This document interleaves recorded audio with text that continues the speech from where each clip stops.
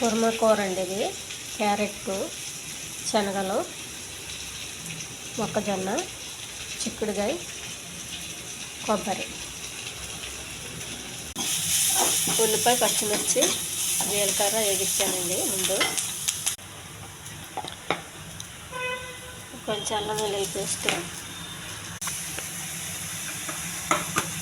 శనగలు, మొక్కజొన్నలు, క్యారెట్, చిక్కుడు,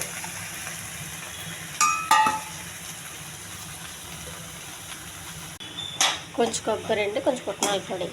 ఈ ఛానల్ నచ్చితే సబ్స్క్రైబ్ చేయండి, షేర్ చేయండి, లైక్ చేయండి. కుర్మ కూర రెడీ అయిందండి. దించే ముందు కొంచెం కొత్తిమీర వేస్తే కూర రెడీ అయినట్టే.